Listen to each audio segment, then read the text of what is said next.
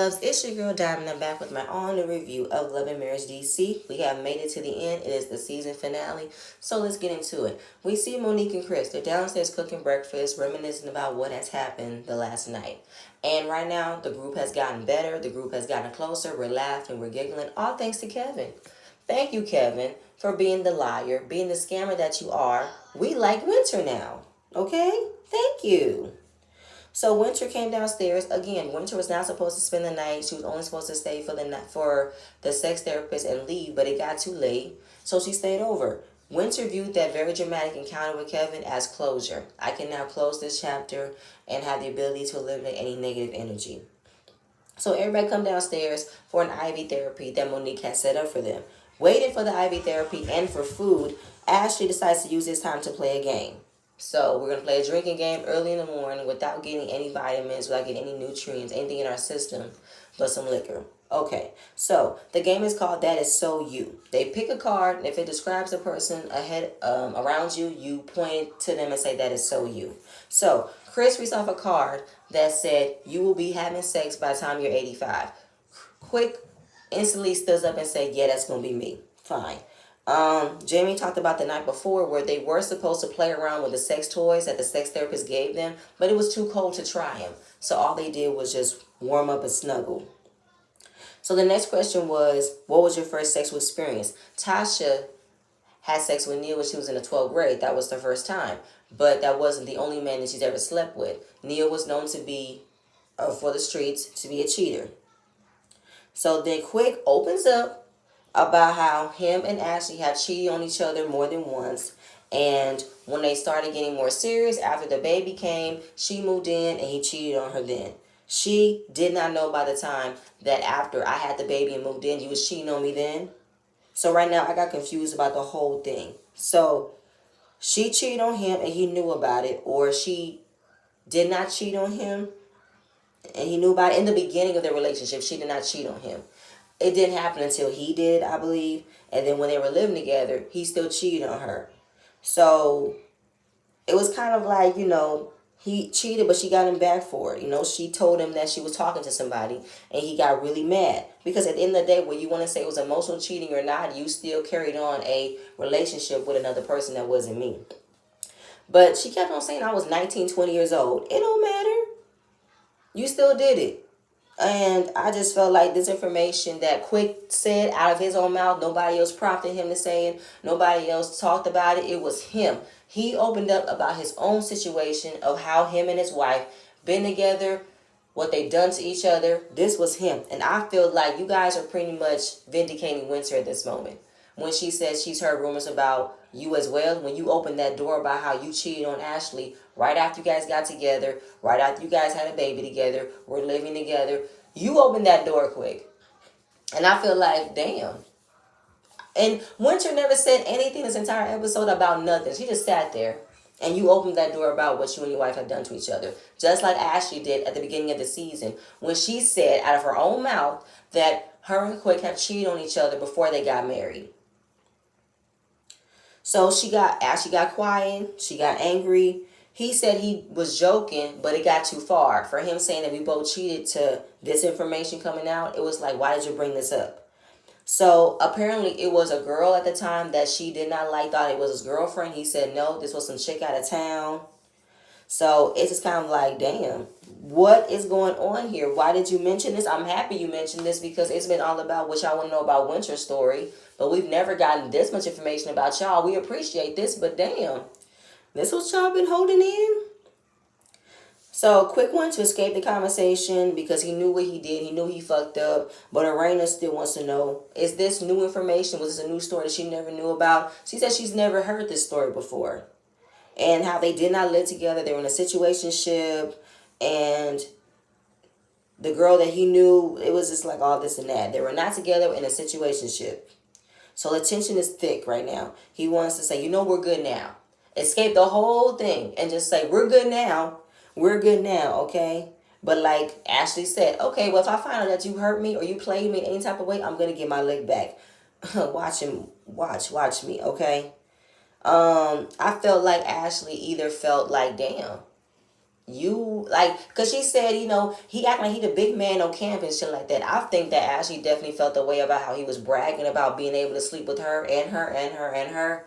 And I'm like, ooh, Ashley, you didn't like that, huh?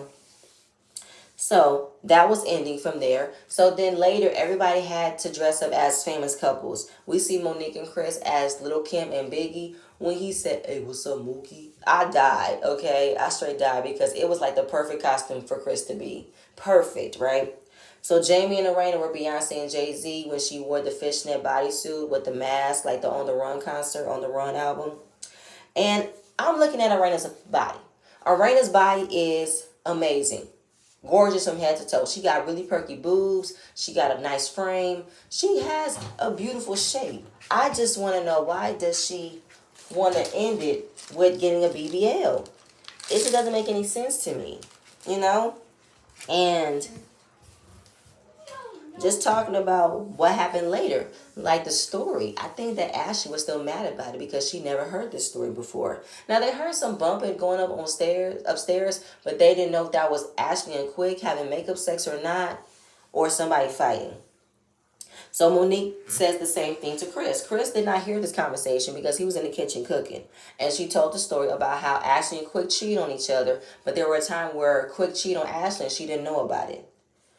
And it was kind of what Monique said. Well, I don't know what else to say. It was super awkward. He was trying to hurry up and end the conversation, but he volunteered the information. Nobody else said nothing to him.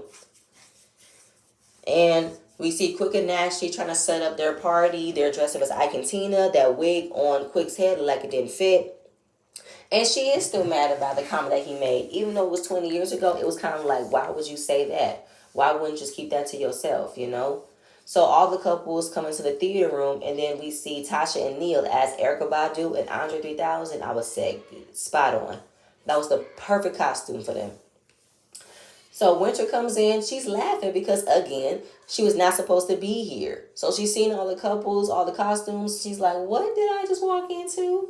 So, because she just walked in her simple comfort loungewear with her white fuzzy slippers. And they said, you know what? You could be Yolanda Adams. She said, okay, I'm going to be a good sport. You can't come wrong with Yolanda Adams. No, you can't. And I was laughing my ass off every time Chris said something that sounded like Biggie. I was just dying laughing. So we see Quick still trying to kiss up to Ashley. Be all lovey-dovey, mushy-mushy. She's like, no, no. And apparently, everybody recognized the tension because they were right there when it happened, you know. And Quick opened about how he cheated on her, 20 years ago, and that was the only thing that happened. Nobody else had anything to say about it. Nobody else cared about it. Yes, they did. What you said perked up a lot of ears, Quick. You know what I'm saying? And he said, I've already done it. Why are you bringing it back up? Okay, well, you opened the door with more information that your wife didn't know. And she's like, what was your point in bringing that up? You should have kept it to yourself. So then in the confessional, he was wondering, why did you say, if I hurt you, you get your lick back? What did you mean by that? Exactly what it is. If you hurt me, I'm going to hurt you back. But then, of course, the way he's taking it as, oh, you going to sleep with somebody else to make it even? But like she said, I would never go too far to actually do it. I was joking. Ha! I didn't mean it. I wanted to hurt his feelings. It was a joke and it worked. Ha! I said, Ashley, you are known to hold a grudge on this season. How you held a grudge for Winter this entire time. I'm inclined to believe that you're going to hold this for a minute and punish Quick if he ever did something like this now. At this point in y'all marriage. I'm just saying, I don't believe that she was joking. I think she meant that shit. And when you have a tit for tat in your situation, a tit for tat type of relationship, it's not going to always go well. Somebody's going to end up being extremely hurt and you're going to have to pay for what you've done. I'm sorry. So now they do the Q&A for the couples. Pretty much, if you was to meet your spouse today, would you marry them? Now, Quick is still trying to get his 2 cents in. He still wants to kiss up to Ashley. She said, you can be quiet. I'm not talking to you. Chris said he would marry Monique again in a heartbeat. He would.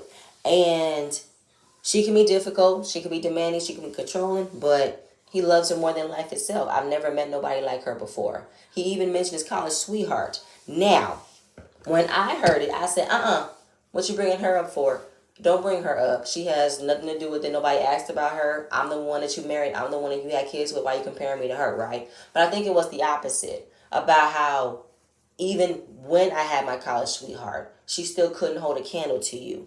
Now, of course, Monique was already feeling a way about it, so she just kind of frowned. Then they had a little bit of interaction going back and forth, and it's just like he just wanted to say how much he loves her. How you are the best woman in my life. I couldn't have asked for a better wife. And I'm sorry that I brought this up to you. I can tell that it made you feel away, and I'm sorry. She said thank you. But considering that he did say something that made her feel away, she's still in that feeling. So then when she was to say, if I was to marry him again, she would say no. But then, of course, also, if we was to do it all over again, they would not have actually gotten married. They would have stayed being soulmates, being spiritually married, and just being in a long-term relationship and have kids. They were more fun back then. So he was hurtful, and I bet he was, because for you to say that you wouldn't marry me again, I mean, yeah, there's some things I don't like about you, but I will still marry you tomorrow. No doubt about it. But you won't say it back? Damn, that's hurtful. Right. So, like I said, that was kind of hurtful for her to say that, and how, he said, I'm not perfect. There's some things about you that I don't like, but I will still marry you within a heartbeat, and you won't even say it back.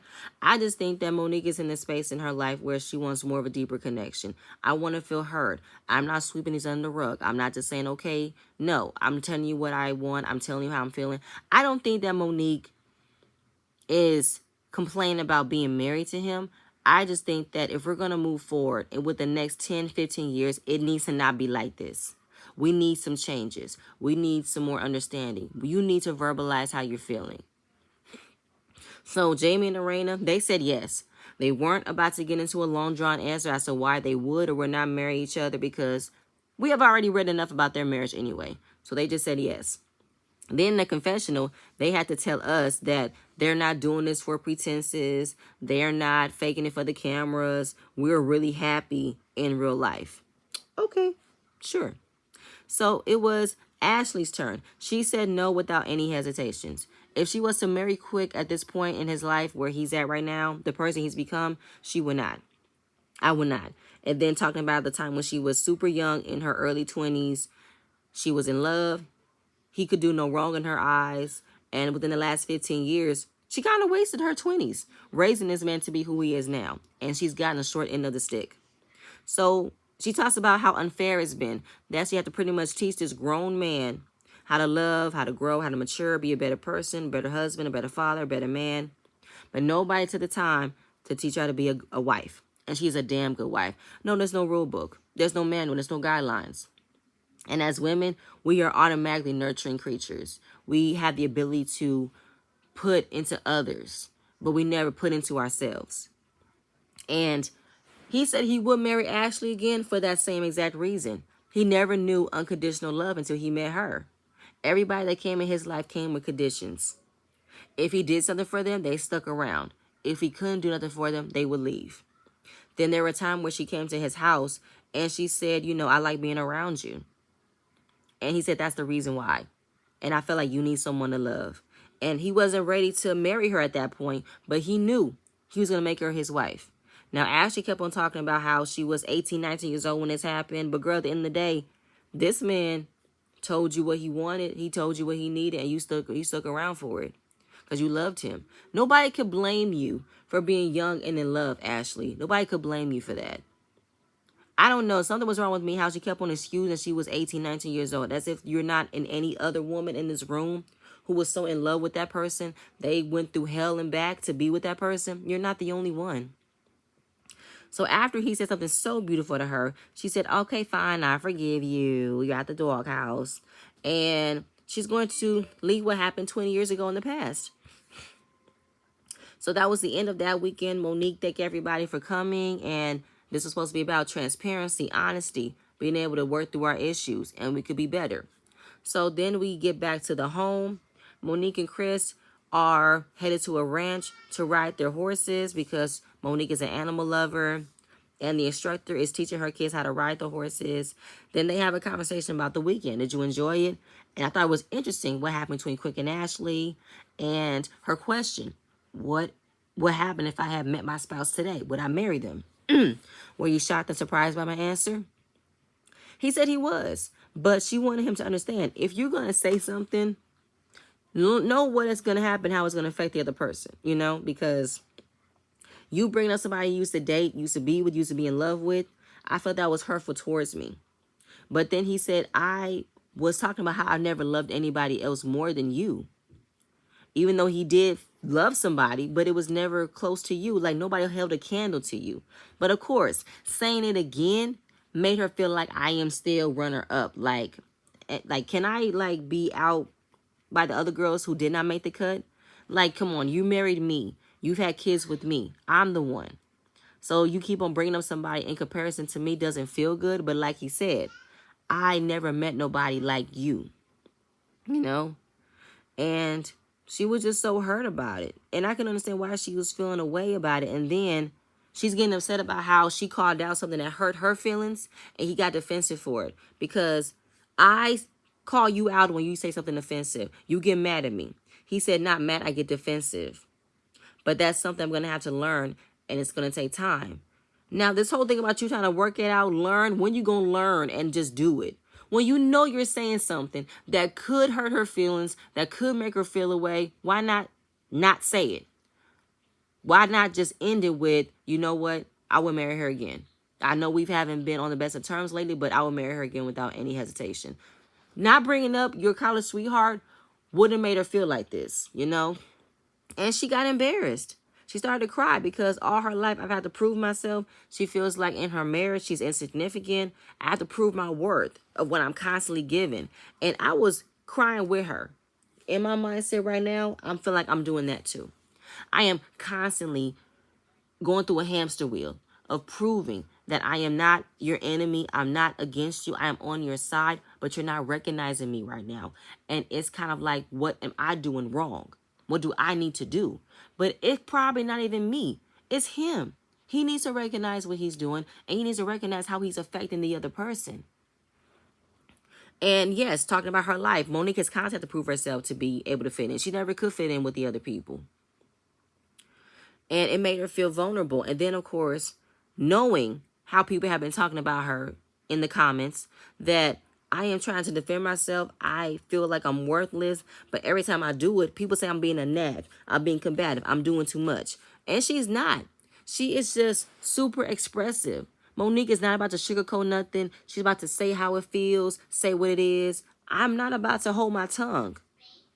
And you should not apologize for expressing yourself.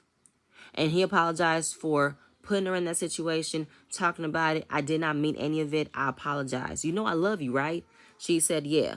I know it could be extremely frustrating that every time you're trying to be communicative, you're trying to be understanding, you're trying to get your emotions out there, it's definitely coming across as if you're doing too much. And it's like, am I really doing too much? With all I'm doing is talking about how I'm feeling? I get that, Monique, 100%. I get it.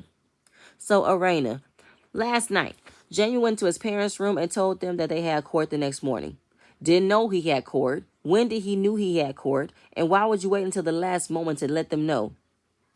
So, he was getting his suit ready, and he caught a case back in 2021. He was arrested for narcotics and weapons. He has about 9 charges on him. So, worried about him, worried what's going to happen if he's in front of a judge. They could sentence him. They're nervous and scared, So, has he spoken to his attorney? He said yes. So, basically, make sure you tell your attorney what you've been up to, You've been maintaining a job for some time.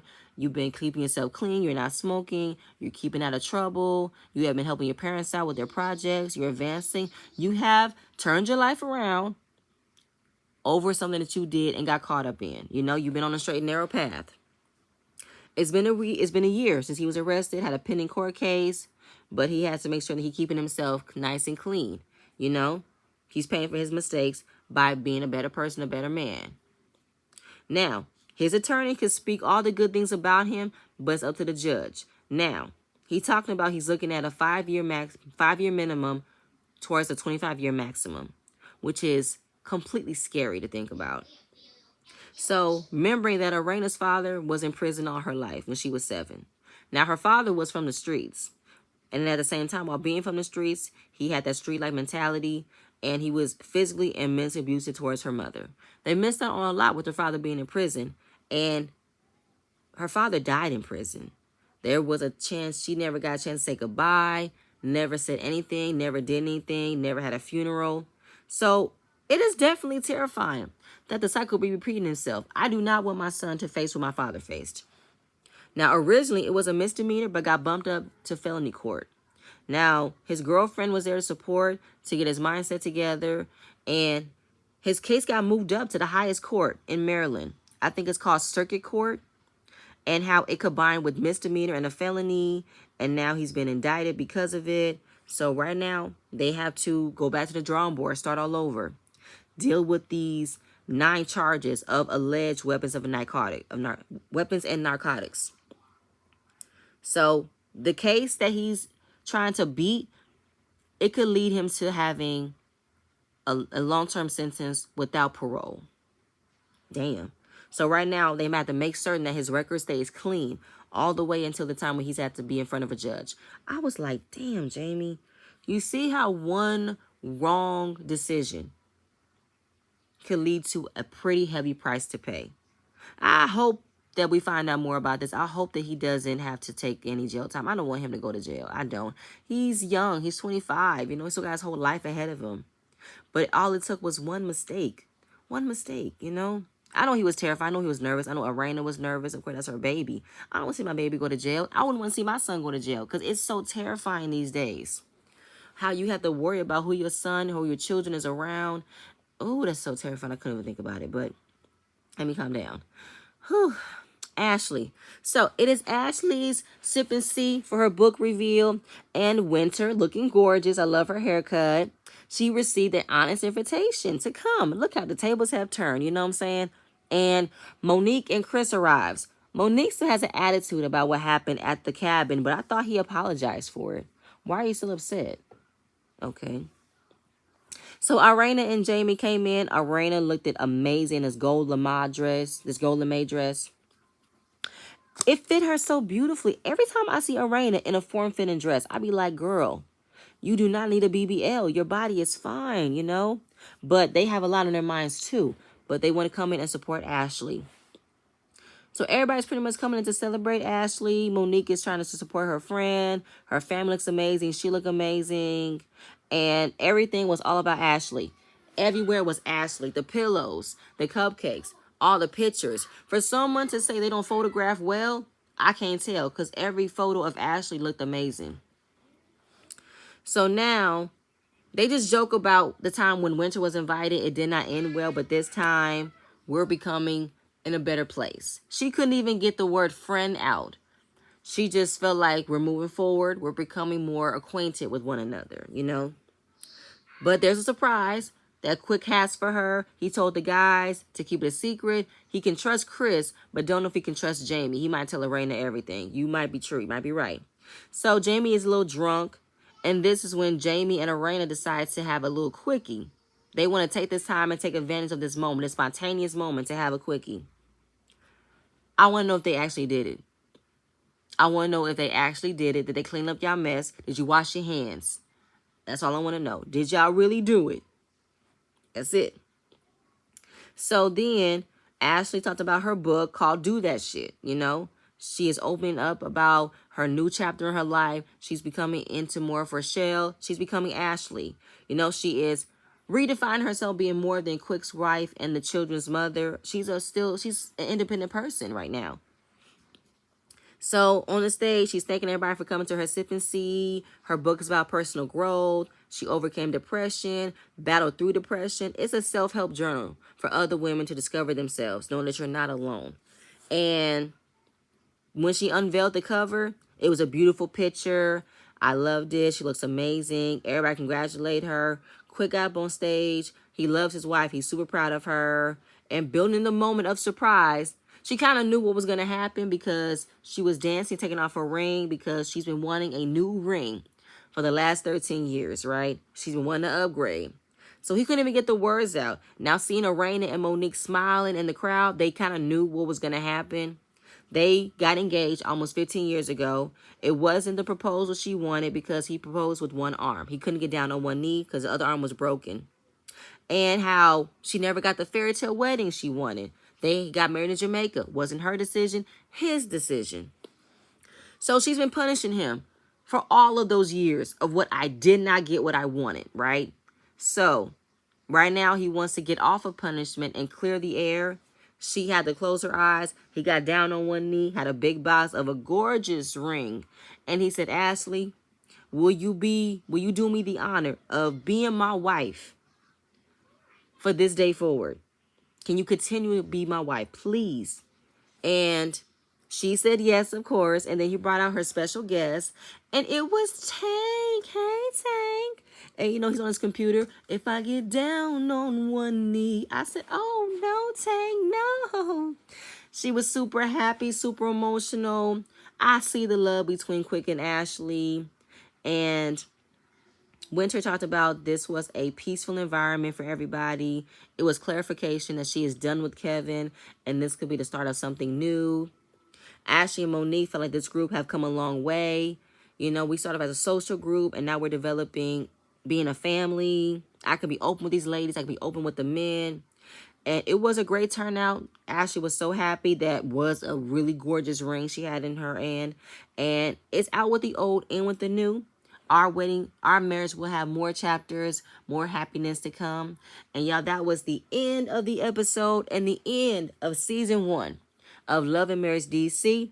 They showed a clip of what's to come on the reunion. Now, I had to read. It said part 1. Why? We don't need 2 parts. The season did not have enough drama for it to be 2 parts. Then, of course, we're going to get down with the rumors and that Winter has receipts. Also, while Winter has receipts, I have to give a shout out to Winter. Congratulations to her song, her single, Sign My Papers. I heard the snippet yesterday. I'm going to download it. Winter, I'm super happy for you. I am happy, happy, happy, girl. You did it.